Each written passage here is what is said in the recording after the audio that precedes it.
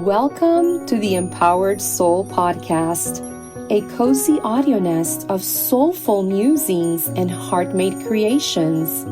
If you're a mystical soul craving connection and inspiration, you've found your flock. Hi, I am MC Mama Bird, a mama, artist, soul regression therapist in training, and longtime yoga and meditation guide, sharing stories, conversations, and everyday magic for your soul and your family. Now take a deep breath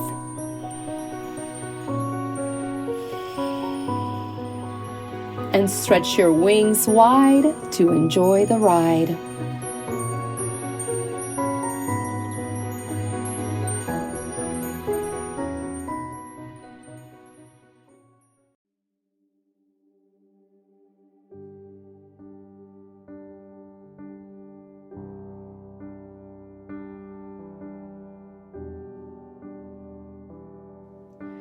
Welcome back, beautiful soul.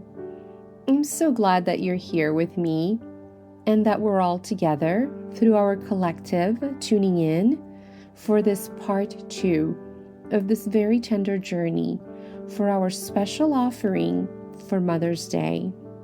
If you listened to part 1, you know we opened the heart, we explored grief, love, signs, and the deeper meaning of soul connection beyond this physical life.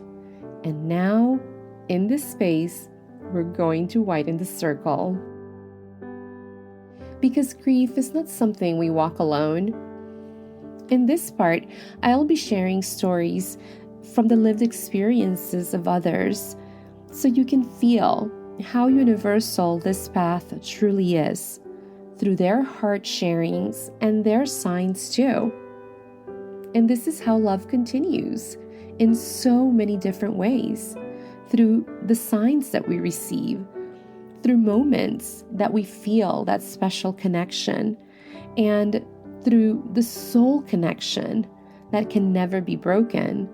And we'll also go a little deeper into the language of signs, how they show up, how to recognize them, and how to begin trusting what you feel, what you sense, what you know.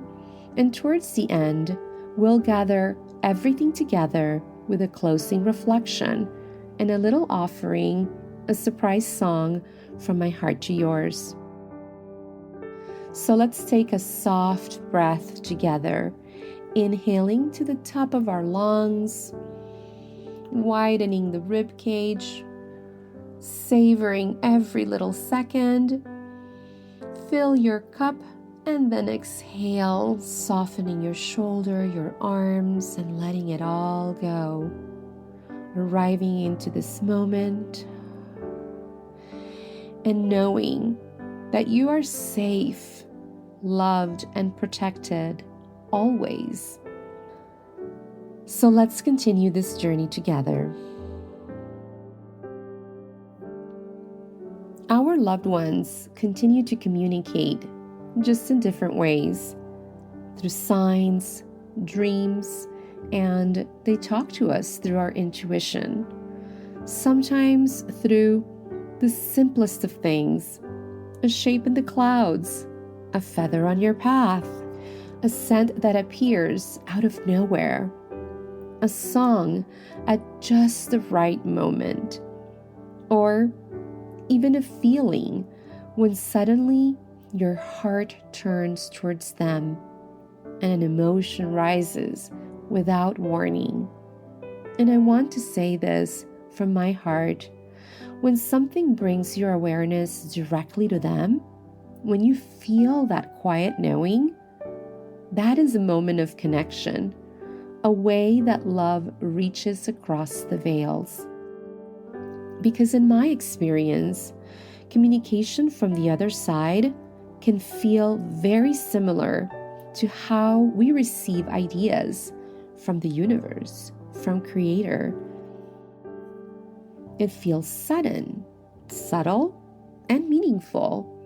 And when we are walking through grief, there's often a deep longing, a hunger for reassurance, to know that they are still with us, that what we are receiving, we're not alone with, that others out there are experiencing similar sensations and situations. And we get validated that they can feel us and that they can hear us. And those moments, those signs, they can be everything for us. Dreams, butterflies. And as one of my friends, Christine, says, feathers and ladybugs are my signs from my loved ones in spirit. And thank you, Christine, for that. I love it. Feathers and ladybugs. I certainly can say that I feel that too. I've had ladybugs in the middle of winter sometimes appear in the kitchen door, and I was just like completely surprised. And I've also heard ladybugs and feathers are the signs that other people on the path use as well as validation from their loved ones. Thank you so much for reaffirming to us as well that in your experience, those are great communication signs and tools. Others get coins and notice license plates, numbers, and words. And then there's other times when you're finding belongings of theirs in places you least expect. Even mail arriving in their name. The list can feel endless. And sometimes it's in the music. Songs that don't quite match your usual playlist, or songs that come on unexpectedly, and suddenly you feel them.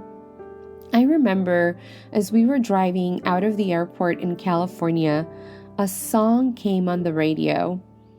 One of our family members was about to switch it because that song was just not his style or his usual playlist. And I said, no, wait, that was one of my mom's favorite songs. Before that trip, I had asked my mom to be with us. I was feeling super anxious about leaving home, almost afraid that if we left, we would feel further from our spirit family. I know this sounds kind of silly, but I didn't want to leave the house because I wasn't sure if my mom could find me or I would lose the connection with her, because when my mom transitioned, I was in my house. So I had just stamped this belief that when I'm at home, my mom can find me, and that is where we last connected. So I had a lot of fear about leaving the house for a really long time. In any case, in that moment, through that song, as we were driving out of the airport, I felt her, and I knew that she was with us on that trip. On the way there, I had seen some signs about my mom, but they weren't really strong. But I was looking. I had my ears and my eyes wide open. I was just waiting for that strong affirmation, and I knew it was going to come. But it was going to come when the time was just right and when it was truly her sign. I had also asked Pixie to come with us on that trip. And on the way there, I saw service dog after service dog after service dog, 6 of them across our 2 flights. And I remember thinking, oh my God, is this something? Is this a sign? But I mean, how normal is it to see not 1 or 2, but 6 of them throughout a 5-hour journey? Shortly after Pixie transitioned, I found a $1 bill right outside a grocery store. And that may seem simple, but for us it wasn't. We used to play a game with her, finding hidden money. And I can't even remember the last time I had found a $1 bill like that. It almost felt like it appeared right under my feet. And over time, it starts to feel like a new language, one that lives beyond the 5 senses, but also one that feels very natural, so that we can become fluent in it and it can become part of our daily sustenance and reassurance that perhaps, just perhaps, we are still living side by side with them, and that heaven is a lot closer than we think. Like something that has always been there, just waiting for us to notice it. It opens something in us, a curiosity about what continues beyond this life, about the journey of the soul.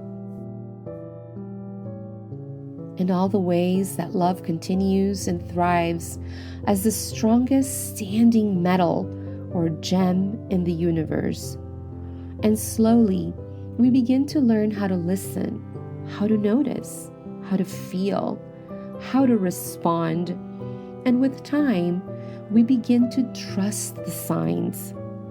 We no longer second guess ourselves, or we don't second guess them. It becomes easier, like a conversation we have with them day after day. And in my experience, when you receive a sign and you acknowledge it with gratitude and joy, it creates a kind of openness, a willingness, and they love that. They love getting appreciated and noticed because sometimes those signs come with a lot of effort from their part.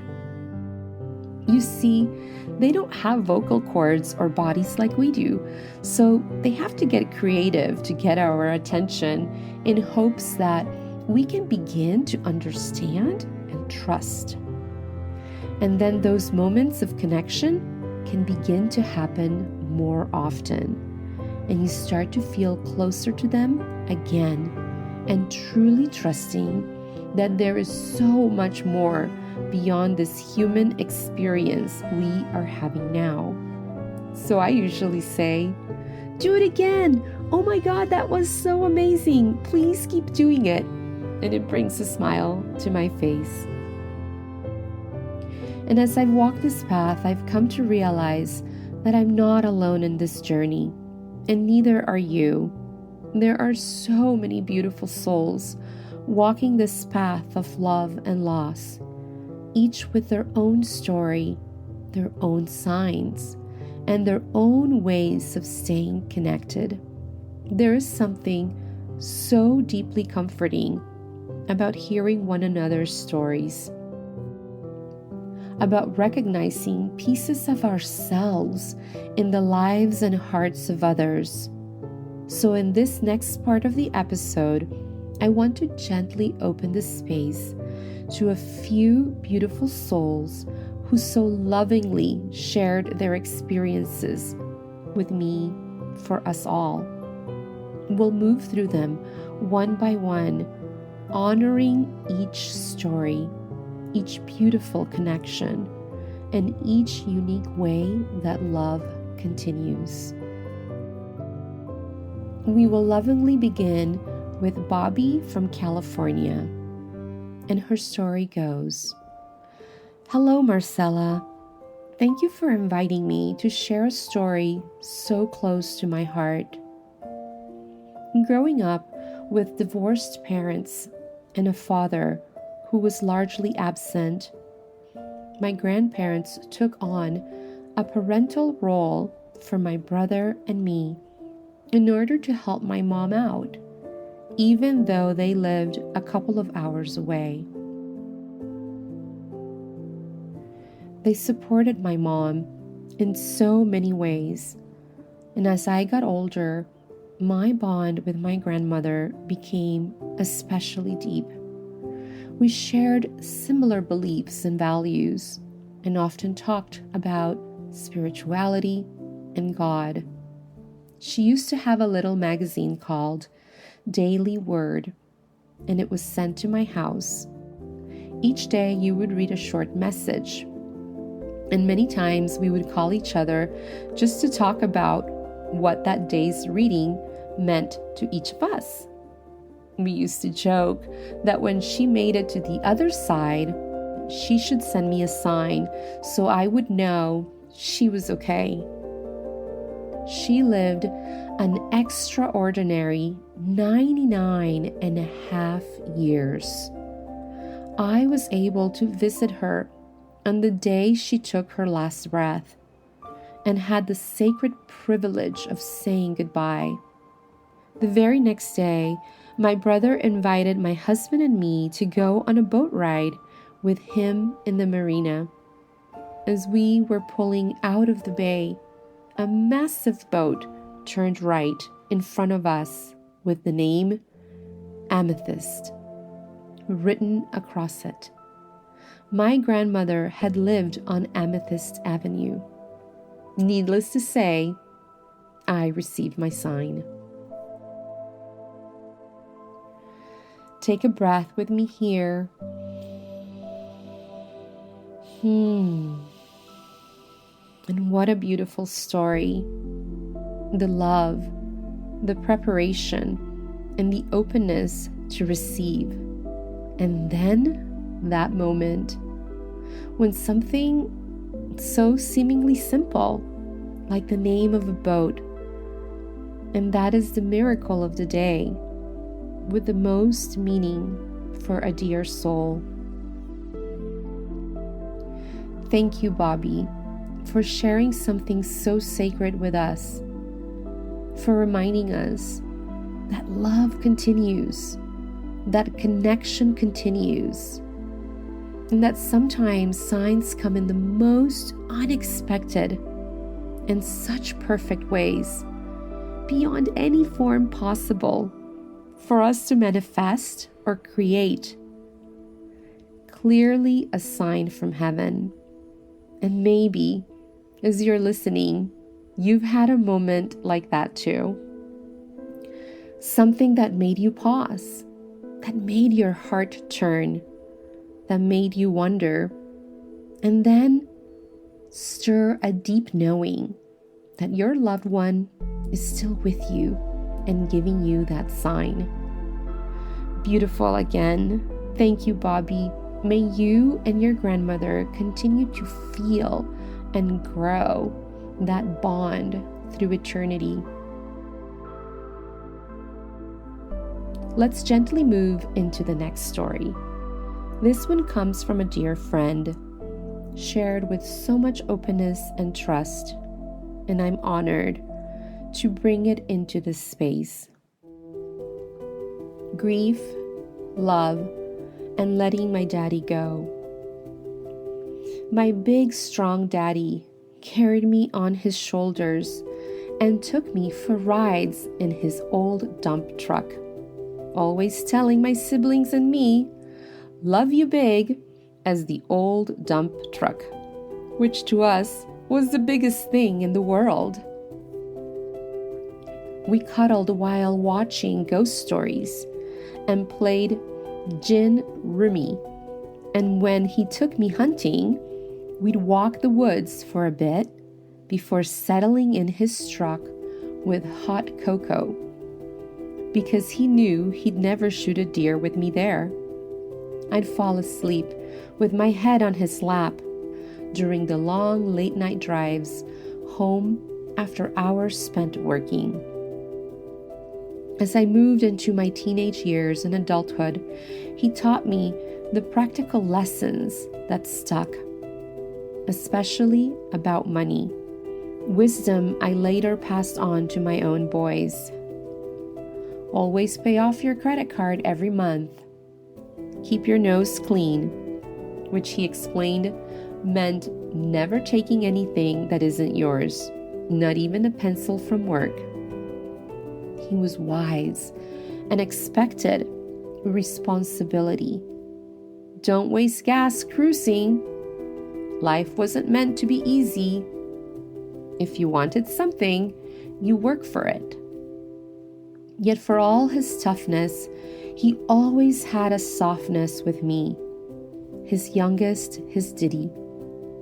I adored his voice, his laugh, those twinkling dark brown eyes, and his warm hugs. Losing him still aches. He passed during COVID, completely unexpectedly. At 83, he was doing so well. he had hand-painted the entire exterior of his home just 4 months before. The day we finally convinced him to go to the hospital, he'd been out scouting for elk for the upcoming hunt with my brother.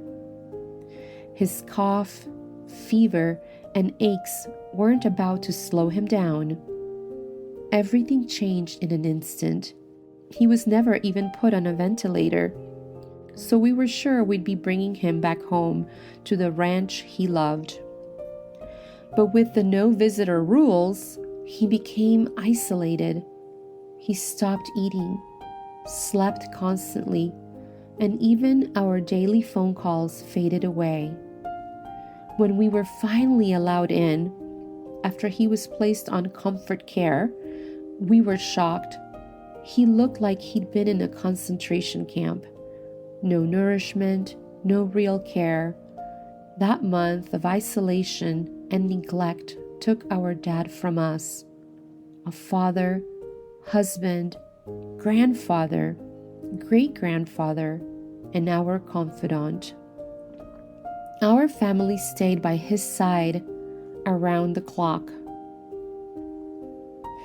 But the moment he passed, he was alone. My nephew had just left his room, and I was in the elevator, being escorted up for my night with him when the call came. I collapsed, sobbing. My strong, proud, fiercely independent father, who had so much more life to live, was gone in the space between us. I've wrestled with this for 5 years, but he has come to me in dreams, again and again. The scenes change, but the message never does. It's time for me to go. I need to do this part alone. I love you. I know you want to be with me, but you need to let me make this last journey on my own. Anyone who knew him knew his stubborn independence and his deep love for his family and for his ranch. He never made it back there, and that still weighs heavily on us. But I also know in my heart that he chose that exact moment between my nephew leaving and me arriving to spare us from witnessing his final breath. I miss him terribly. I miss his hugs, his stories, his humor. But he hasn't left us. He shows up in flashes of light, little signs that remind my sister and me that he's still watching over us. And the dreams, fewer now, but still coming, continue to reassure me that I don't need to carry guilt. He left the way he lived, on his own terms. His love hasn't gone anywhere. What a powerful, beautiful love story. The strength of a father, the love of a daughter, and the depth of a bond that continues even beyond this life. Thank you, sweet friend, for sharing something so personal, so layered, and so full of love. There is so much here. The beauty of those early memories, the lessons that shaped a life, and they continue to trickle through the generations later. And the heartbreak, the unexpectedness, and the questions that can linger for years. And I think many of us, especially those who experience loss during that time, can feel that weight too. The distance, the separation, the moments we wish had been different. I feel you. In my story, I feel you too. And from my heart to yours, I empathize so deeply with this. I too was not able to be with my mom on her last months and years. And yet, what stands out so clearly is your love. A love that was so strong and still is, steady and deeply rooted. And even now, through dreams and signs and those quiet reassurances, your love continues. And maybe one of the gentlest invitations within this story is the permission we all need to release guilt and to trust that our loved ones, in their own way, chose their moment. The soul knows. It knows what it is doing. And sometimes even in that final breath, they are still protecting us as parents. Thank you, sweet friend, for reminding us that love doesn't leave. Beautiful. Let's take a gentle step forward into the next story. This next story comes from my dear friend Ginger, shared in her own voice. Ginger is an amazing yoga and sound healer and somatics teacher, and the voice behind the Invisible Gemstone podcast. She supports others in deepening their mind-body connection so that they can move more fully towards what they truly love in life. Through her journey of grief, after her mom's passing, Ginger found something beautiful, a sense of support and encouragement from her mom to follow her heart, to trust her path, and to bring her dreams to life, to simply do it. Here is her story. I think what's resonating the most with my mom is that she left me her last words the night before she died on morphine was empowering, like me to go get them and go do it, do the thing. And that is literally the message that she sent me. Go get him and go do it. And it was like the last words out of her mouth. So here on earth, I am here in the 3D, helping share in my power, back into my power. And I just feel like as I show up in the world that I show up in, that I am taking the takeaways from her mind-body connection, from stress and cortisol, and how cancer became into the equation. And when I show up to share the light, to tap into these practices, that I'm helping people regulate their nervous system, helping people have more life force energy and more life. And that's truly what I'm here for. I feel like that's my sole purpose. And from the journey of life, reflecting back, the last words of my mom telling me to go do the thing. And it was precise at the time, but those were the last words she left me with. And they sit in my bank. They sit in my heart. There's this energetic connection. And it gives me tears right now. I'm sorry. And I don't know how to present it. But anyways, just feeling into that, girl. Because there's not very much empowerment that's happened. And those are the last words that she left me with, which is beautiful. It really is beautiful. But in a family where there's disempowerment, it's very major. So I feel like I've taken all the lessons from her journey, and here I am presenting and guiding and leading. And so sorry for the tears, girl. Wow. Apparently that hit. So that's the biggest thing that resonates with me when I talk about the stories that my mom left me with. And as I am here current day, 12 years later almost, that I'm just in the blessed wisdom and all the lessons from her journey and from her cancer journey, and just that we are all whole, and people lose that. They don't even realize they're functioning from programs and patterns, and they're not even in their wholeness, and they literally lose themselves. And until they are up against cancer and their life force in the 3D world here is being taken away, then they don't pause. They don't sit in that they can maybe shift before it's more of emergency mode or it's more of a terminal thing.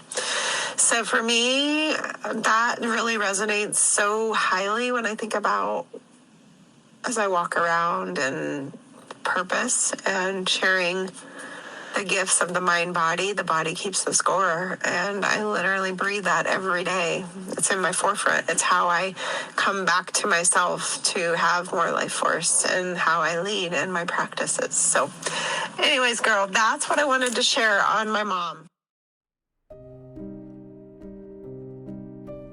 Let's take a breath together, breathing in and out. That was so beautiful, and you can truly feel that, and you can feel how real that moment was and still is. And what touches me so much is that it all came at the end, that even after everything, after a lifetime of experiences, there was still that moment where her mom could meet her and reflect her back into her power. Go get them. Do the thing. Wow. There's something so profound in that. Especially in a space where that kind of empowerment wasn't always present. We didn't always get that support from our families. And it reminds me so deeply that it is never too late. I mean, even when they're on the other side and the souls we love so much realize and they want to make things better, we can still get their support. But that even in the last moments, it is never too late. It is never too late for love to be spoken and come through and to be seen, uplifted and supported. It's never too late for something meaningful to land in our hearts. And here we are, years later, and you can still feel how alive it all is. We're tender and soft, and just the way that the heart opens when we speak about them. And that's always what I come back to. Those moments when our voice softens and the tears come, it's because the love is still so present and so alive within us. And who knows, perhaps in those moments, they're just a little bit closer to us through the veils. And that this love is something that never leaves. And something else I felt so deeply from your story, Ginger, is how you're carrying everything forward and how she is in her way redeeming everything through your lineage, through your work and your practices, and through the connection between mind and body as you witness the intensity of the body being challenged by an illness. And that maybe Ginger's mom didn't fully have access to that in her lifetime, but now she does. And there's something so sacred in that, because in a way, Ginger is living it for both of them. And she's allowing that healing and that awareness and that connection to move through her, and maybe even to be experienced through Ginger by her mom.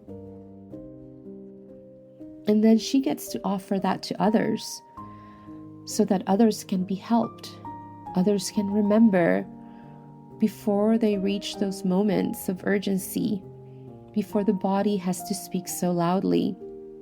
Wow. And you can truly feel that. You can truly feel that all that wisdom was passed on to her. These aren't just words, but it's a very deep invitation into deep wisdom that now lives through Ginger and extends far beyond her. That's incredible. And I can commiserate and feel that with you too, Ginger. Like, I feel that my mom is part of this podcast too, and part of so much of what I study, and part of so much of what drips. She's been my inspiration, and that's the amazing thing, that we can feel that inspiration from our moms in heaven, how they're affecting us today. I just want to say I'm holding so much sweet space for you as I'm putting this all together of all these amazing heart stories in our souls. And I mean, these aren't just stories, they're like the words we put that can closely come true to the life experience, these lives and these souls and what they left behind for us all. I'm holding space for that strength and for all the tears that we could all be having, because everything about it all is so sacred. And maybe that's one of the most tender parts of grief, that it keeps revealing to us just how deep our love truly is. Thank you, sweet friend, for your strength, for your openness, and for your heart. And we love you so much. You truly are a star. And for our final story, I want to share one from Mary Albanese. Mary is a professional and a well-renowned pet communicator and animal medium. Someone who, through her daily work and devotion, has come to understand deeply how signs can feel and how meaningful they can be for our aching hearts. She has also been my spiritual teacher and a source of support for me in my grief journey. And she knows from her own lived experiences what grief feels like. I'm so grateful that she shared this audio story with us, helping to validate that grief and loss from our animal companions is real. And it can be very tender and very challenging. For me, her work was a lifesaver. And Pixie went to heaven so soon after my mom's transition. My little reality flipped in an instant, and my little safety blankets were ripped out of my heart. Through our time together, learning and experiencing sessions, there have been moments of deep connection, not only with Pixie, but also at times with my mom, who has come through with deeply meaningful, appropriate, and true messages. And I want to say this: love is love, loss is loss, and pain is pain. Sometimes that love comes through our animal companions, and when they transition, and that can hurt so deeply, especially when we are coordinating for that transition to happen through the assistance of vets and doctors. And no matter our perspectives, the intention here is simply to bring more love and more peace to our grieving hearts, and to validate that signs from heaven are always being delivered by spirit and by what inhabits conscious life. Here is her story in supportive wisdom, and I hope it can speak to your heart. When we love an animal, We don't just love them while they're here in physical form. We love them in a way that becomes part of us, part of our daily rhythm, our identity, our home. And when they cross over, it can feel like that part is suddenly gone. But in the work I do, connecting with animals who've crossed what many people call the rainbow bridge, what I see over and over again is that they're not gone. They're still very much present, just in a different way. One of the things that surprises people most is how specific these connections are. This isn't vague. It's not generalized comfort. It's your pet still being them. I've had animals bring forward things that no one else could possibly know that I shouldn't know. Like the dog who showed me the altar in her house with her ashes and photo placed on top of a book. But not just any book, the Four Agreements. And on the cover of that book, 4 lotus flowers that she had been showing me throughout the conversation. Once her mom confirmed the lotus flowers were there on her dog's altar, she was stunned, because that was her private way of honoring her dog. And she knew. Another animal, Neo, kept bringing forward the image of dragonflies over and over again, not just as a symbol, but as something his family would see. His mom later shared that dragonflies had become a sign she associated with him. So much so that both she and another family member had dragonfly tattoos. And even more than that, a song mentioning dragonflies kept playing on her phone. He was still reaching her, still communicating, just differently. I've had animals talk about things as simple and as personal as a blue vase that needed to be filled with the white flowers that grew outside the front door, or that last bite of food they remember. Harley had bananas. And the rose bush in the front yard where she used to lie in the mulch, and riding around the neighborhood with her dad in his golf cart, around and around and around. These aren't random details. These are lived moments, shared memories, love in motion, still there. And one of the most powerful things pets often show me is they're people. They don't just come through to say, I'm okay. They come through to say, I'm still with you. I've had pets identify the exact person in the family who is their bedrock, using a name so unusual it couldn't be guessed. I've had them reference a grandmother they're now with, speaking in another language that mattered deeply in that relationship. I've had them bring up sunsets, routines, quiet moments that meant everything, because to them, those moments still do exist. And sometimes, after working with a pet and their family over a period of time, I've even helped walk them through their transition. Not as an ending, but as a continuation, a shift. So if you're someone who's lost a pet and you're wondering if they're still there, I can tell you, they can still hear you. They still know you love them. The answer I see again and again is yes, they know. They feel it, and they send it right back. It might not look the way it used to. It might come through as a sign, a memory that suddenly feels vivid, a song at the exact right moment, a feeling you can't quite explain, but you know is them. It's not your imagination, that's connection, continuing.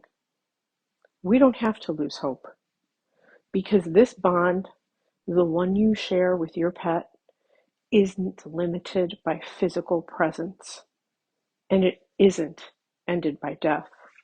They don't disappear. They stay close. They stay aware. They stay connected. And most of all, they stay themselves, still loving you, just from the other side.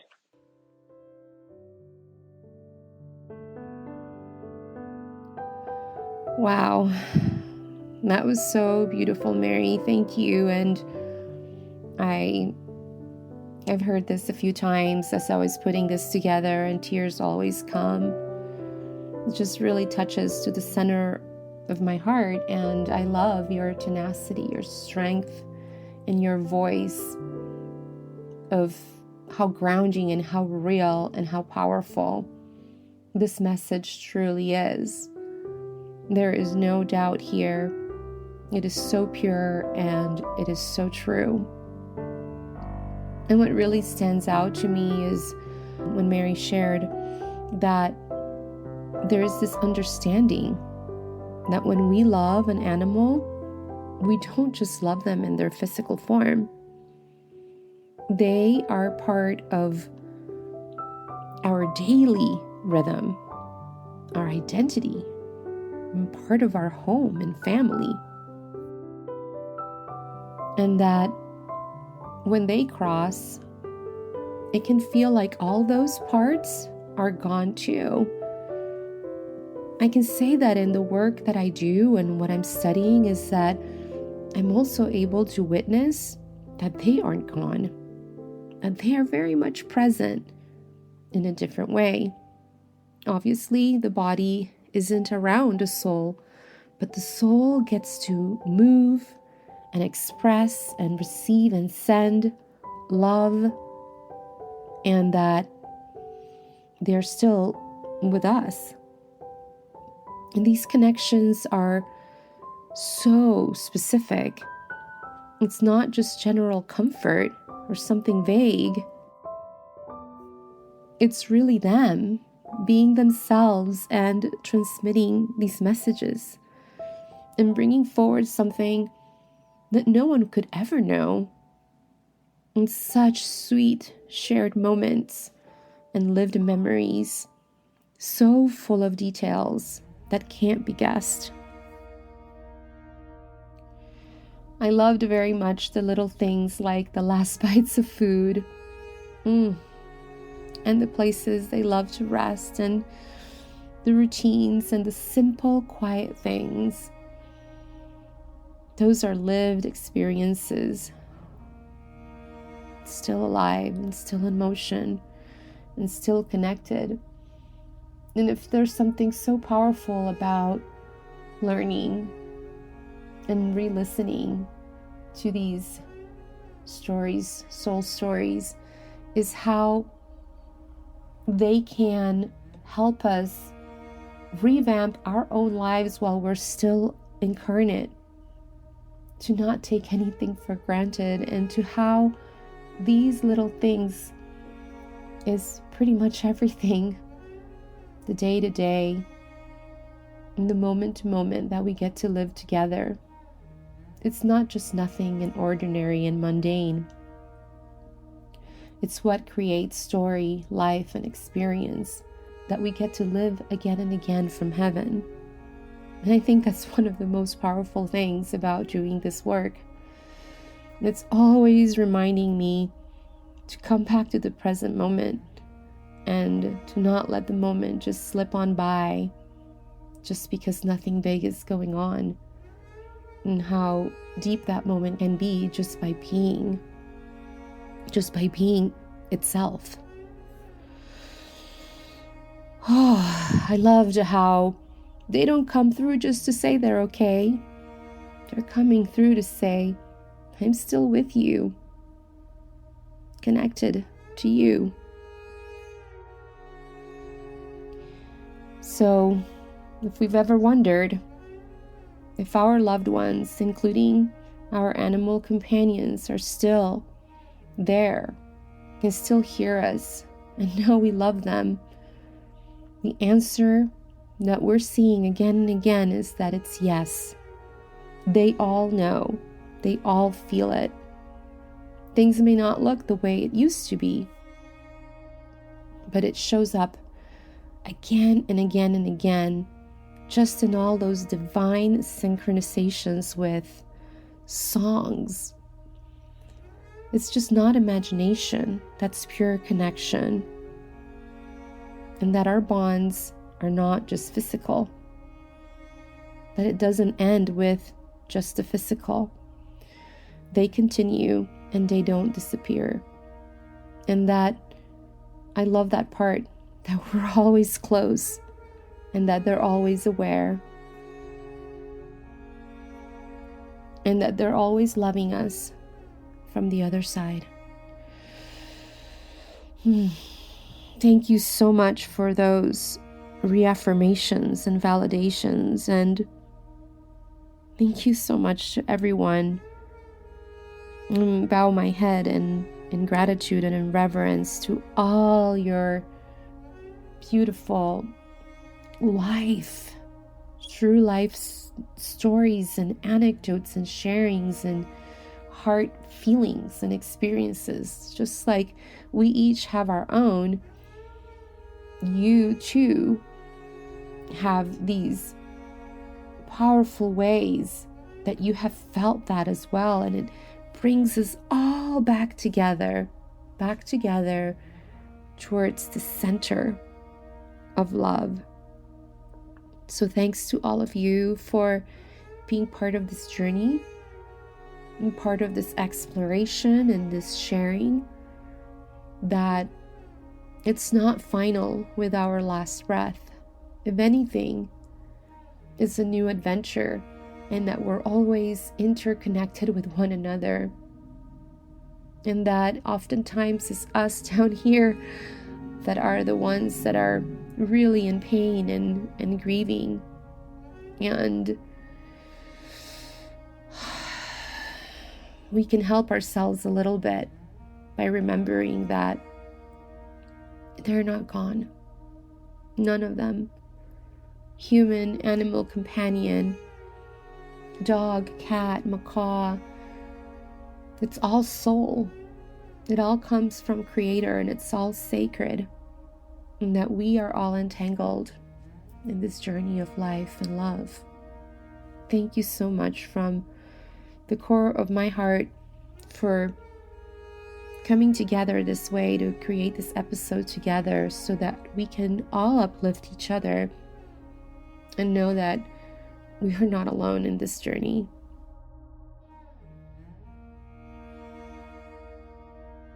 And as we close this episode, I wanted to offer some final reflections.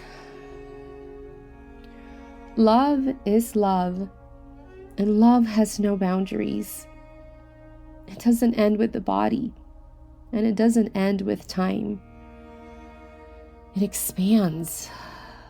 It's like a well with no bottom, and one that continues to deepen, revealing new layers, new textures, and new wisdom the deeper we go. And even the word love, it just feels so small sometimes to hold all the ways we experience it, all the textures and the expressions and the uniqueness. There are so many ways to love, just like there are snowflakes. And just as love is unique, so is grief. There are so many ways to grieve, and just like there are so many ways to love, there is no one path and no single truth. Grief doesn't have an end destination. It becomes something we learn to carry, to live with, to grow alongside. And that realization can be one of the hardest parts.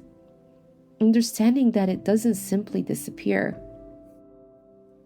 And yet, over time, it begins to transform. It softens us and opens us, inviting us to feel more deeply, not only for the ones we love in heaven, but for the ones still here and for the life we have still to live, making our life experiences as we're having them here not taken for granted, but to be appreciated moment to moment and day by day. Love continues to grow through time, through space, and beyond this human experience. The soul is on her eternal journey, and in this moment, it has chosen to have this experience called human. At our core, we are soul, we are spirit. This human life is a sacred experience we are moving through, but it doesn't contain all that we are. And you can feel that in those quiet moments when someone walks into a room and before a word is spoken, you feel them, that essence, that presence.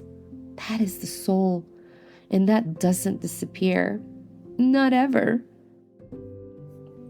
When a loved one crosses over, a part of us crosses with them.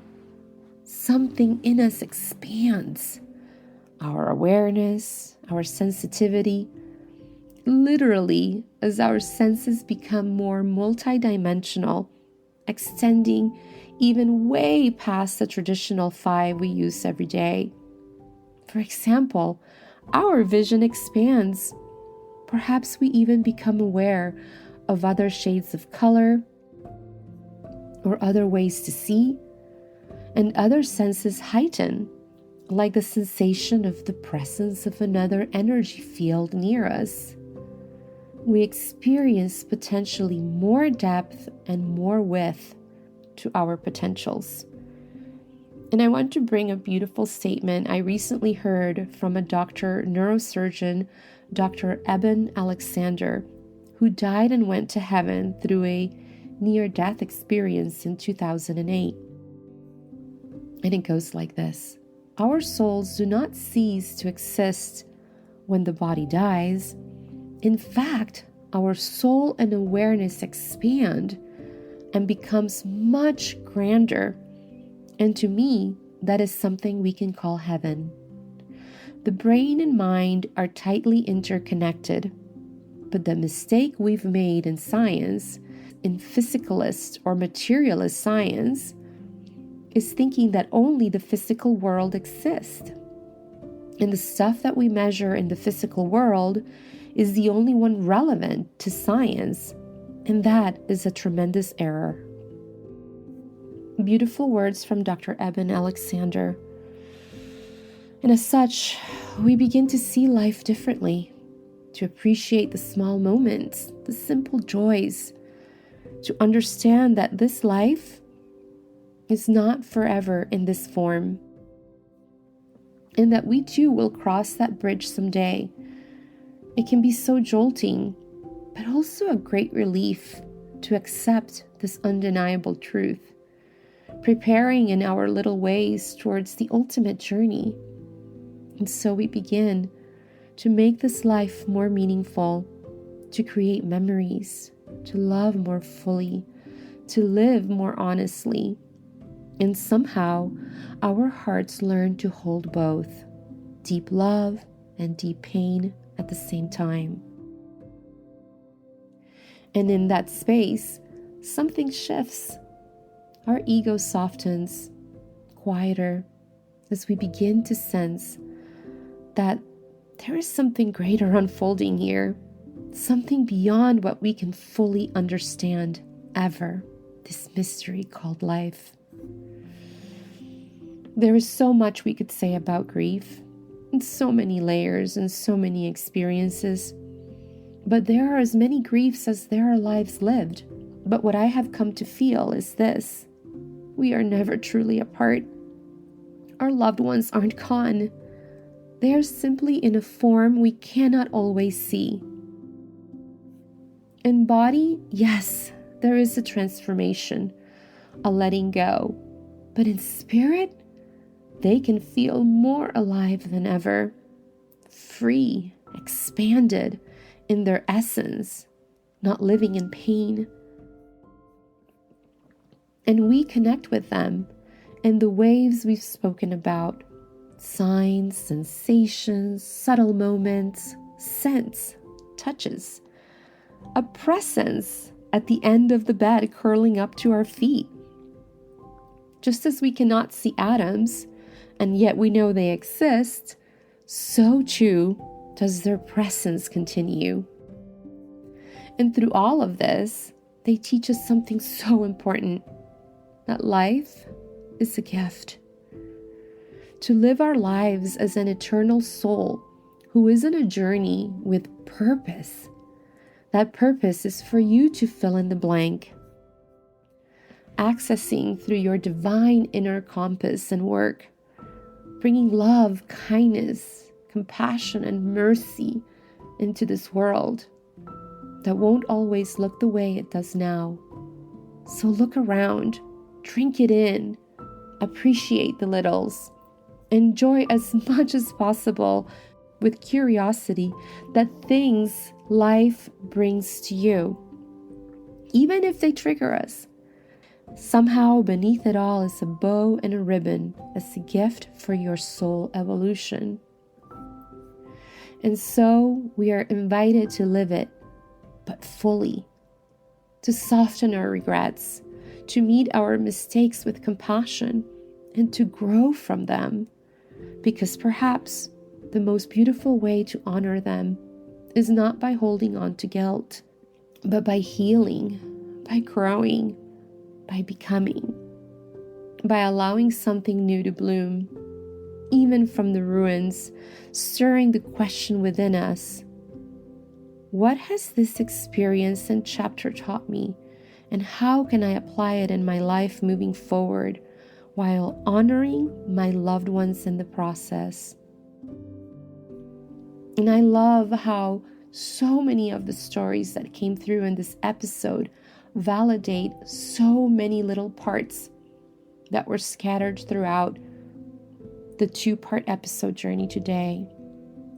Here's to love, here's to connection, and here's to the beautiful, mysterious journey of being human and soul at the same time. I'll be leaving some resources in the show notes, especially my resources page on my website. If you scroll down towards the bottom, you'll find a section dedicated specifically to grief. I also highly recommend having a grief journal, a place where you can express your feelings, your thoughts, your questions over time. And then you can see and notice how your journey evolves in subtle, beautiful, micro attunements. You might also explore whether your town offers grief support circles. I attended a Christian-based group in my town called Grief Share, and I truly loved it. I completed the full 13 weeks plus 2 holiday retreats, and I hope to do it again this year, another round of 13 weeks. I've also personally created altars, and even something simple and meaningful like a small Christmas ornament that I turned into a car ornament with an angel prayer and pictures of my girls, so that wherever I go, I feel them with me. I feel held, guided, and protected. And I find that to be a sweet, simple companion as a traveling altar. I also have a mini practice to bring them into my life daily, inviting them in, asking them questions, and asking them to come with me, even on the smallest errands like to the grocery store. And within my grief resources, you'll find healers, books, podcasts, and audiobooks, and so much more. Those have all been truly lifelines in my journey. I'll also share in the resources a little blog that I wrote shortly after the transitions of my girls into heaven. Help yourself to all that medicine. It's all made with love, from love, by love, to and for love. And on that note, I want to share a little something from my heart. This is the song I created for my mom, and for Mother's Day, and for her birthday. And my hope is that as you listen, these words might touch something in you too, and reflect back that love, that bond, that connection you carry with your own loved ones in heaven. May this be a shared message from our hearts to theirs. With so much love, thank you so much for being here and for walking this journey together. I honestly could not do it without you. Namaste.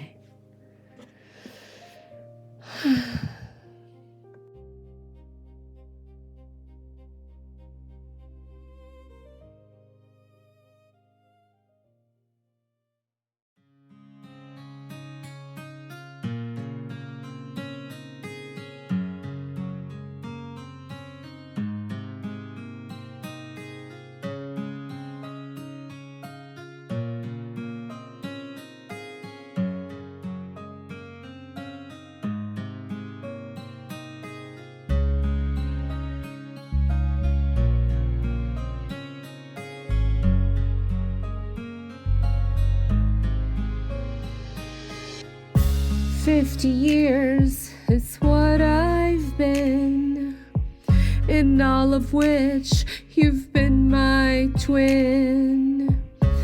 I have only known to breathe with you.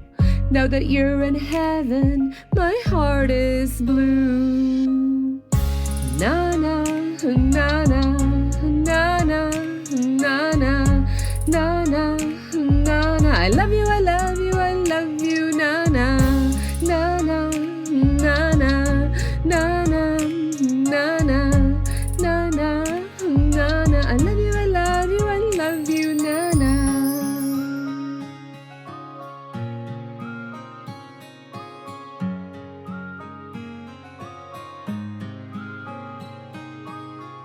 You're my first love and my first breath, my everything, my nurturer and my warmth.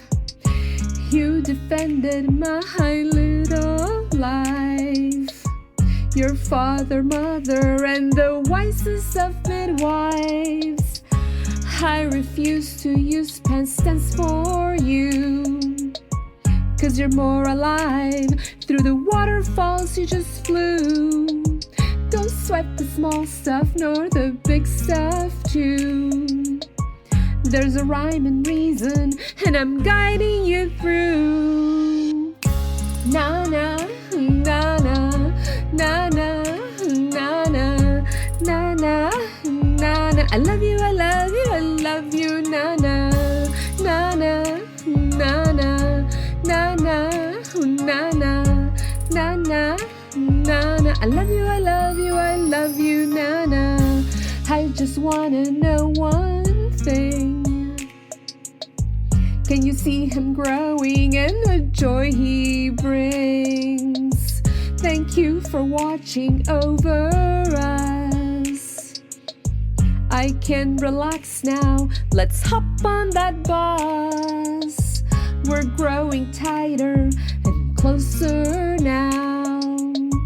Bring you in every day and you show me how. I miss your voice, I die for a hug. But every minute of the day I feel your love. Na na, na na, na na, na na, na na, na na, na na, na na, na na, na na. I love you, I love you, I love you, na na, na na, na na, na na, na na, na na, na na. I love you, I love you, I love you, na na. Every day that passes, I get closer to you, na na na. Oh, every day that passes, I get closer to you, na na na.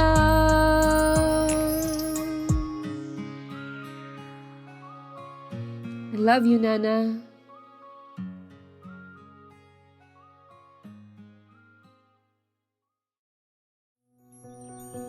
Thank you for listening to the Empowered Soul podcast.